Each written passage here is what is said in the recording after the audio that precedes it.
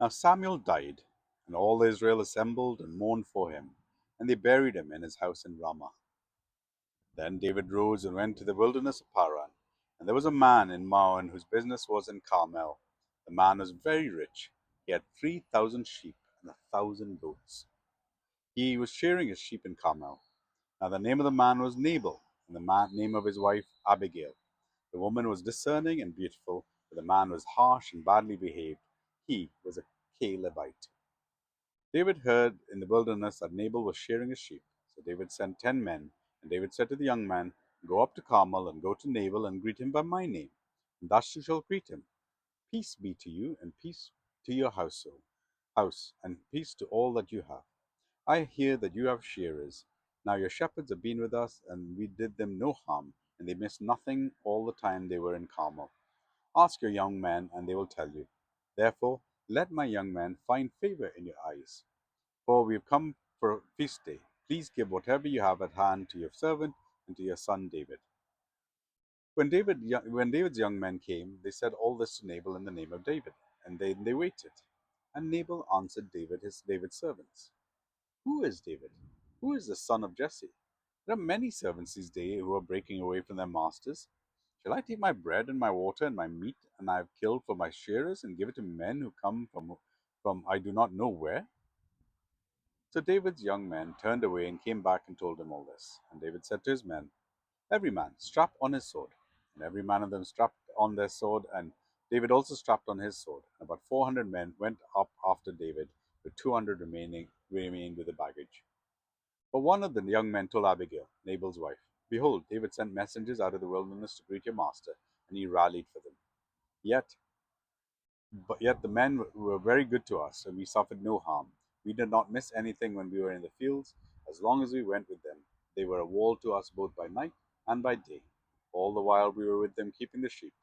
Now therefore now know this, and consider what you should do. For harm is determined against your master, against all his house, and is such a worthless man that one cannot speak of him." Then Abigail made haste and took 200 loaves and 2 skins of wine and 5 sheep already prepared, and 5 seah of parched grain, and 100 clusters of raisins, and 200 cakes of figs, and laid them on donkeys. She said to her young men, "Go on before me; behold, I come after you." But she did not tell her husband Nabal. And as she rode on the donkey and came down from under the cover of the mountain, behold, David and his men came down towards her, and she met them. Now David had said, "Surely in vain have I guarded all this and this fellow in the wilderness, so that nothing was missed of all that belonged to him, and he has returned me evil for good. God do so to the enemies of David, and more so, if by morning I leave so much as one male of all who belong to him." When Abigail saw David, she hurried and got down from the donkey and fell before David on her face and bowed to the ground. She fell at his feet and said, "On me alone, my lord, be the guilt. Let your servant speak in your ears, and hear the words of your servant. Let not my lord regard this worthless fellow Nabal, for as his name is, so is he. Nabal is his name, and folly is with him. But your servant did not see the young men of my lord whom you sent.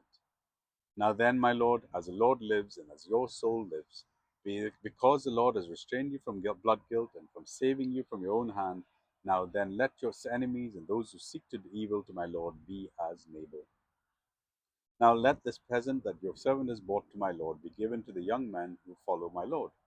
Please forgive the trespasses of your servant, for the Lord will certainly make my Lord a sure house, because my Lord is fighting the battles of the Lord, and evil shall not be found in you as long as you live.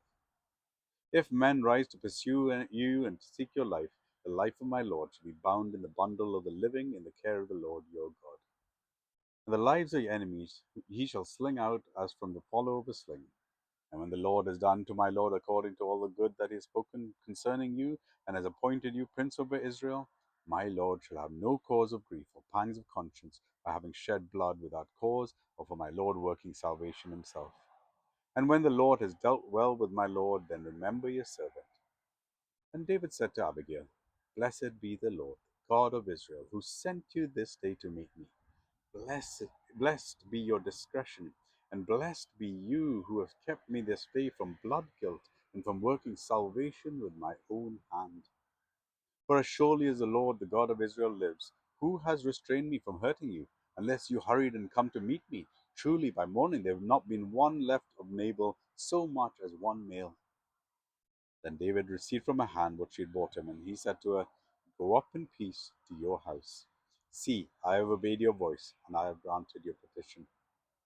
And Abigail came to Nabal, and behold, he was holding a feast in his house, like the feast of a king. And Nabal's heart was merry with him, for he was very drunk. So she told him nothing at all until the morning light. In the morning, when the wine had gone out of Nabal, his wife told him these things, and his heart died within him, and he became as a stone. And about 10 days later, the Lord struck Nabal, and he died. When David heard that Nabal was dead, he said, Blessed be the Lord who has avenged the insult I received at the hand of Nabal, and has kept back his servant from wrongdoing. The Lord has returned the evil of Nabal on his own head. Then David sent and spoke to Abigail to take her as his wife. When the servants of David came to Abigail at Carmel, they said to her, David has sent us to you to take you to him as his wife. And she rose and bowed with her face to the ground and said, Behold, your handmaid is a servant to wash the feet of the servants of my lord. And Abigail hurried and rose and mounted a donkey, and 5 young women attended her. She followed the messengers of David and became his wife.